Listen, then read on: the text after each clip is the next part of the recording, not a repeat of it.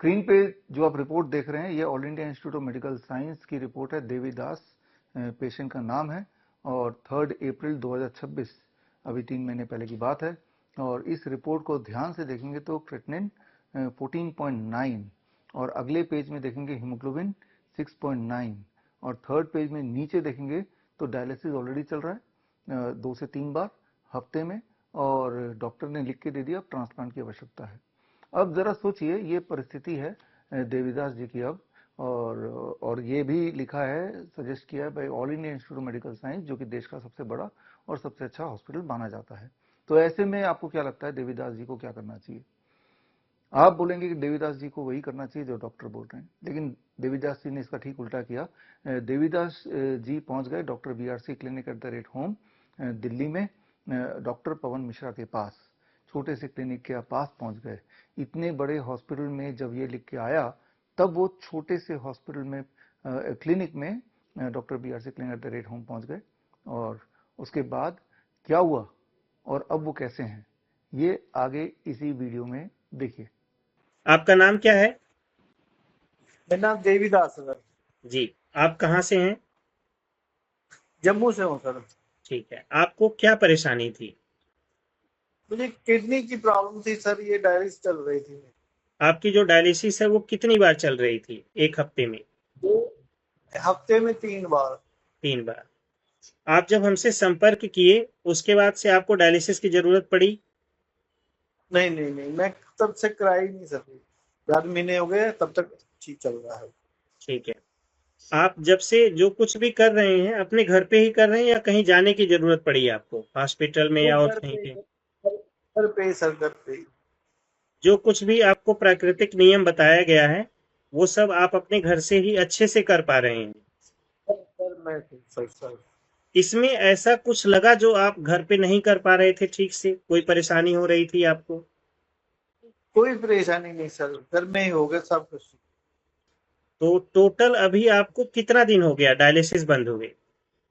ये कोई 4 महीने के करीब हो गए सर। 4 महीने होने वाला है। किसी तरह की कोई समस्या लग रही है आपको, सूजन उजन या पेशाब में कोई प्रॉब्लम या ब्लड प्रेशर में या और किसी चीज में? कोई सर कोई प्रॉब्लम नहीं है।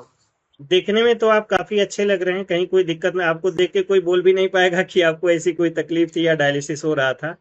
और 4 महीने से ऑलरेडी आपका डायलिसिस बंद हो चुका है, तो देखने में तो काफी हेल्दी लग रहे हैं आप। यकीन भी नहीं कर पाएगा कि कोई कि आपको भी कोई प्रॉब्लम थी इस तरह से।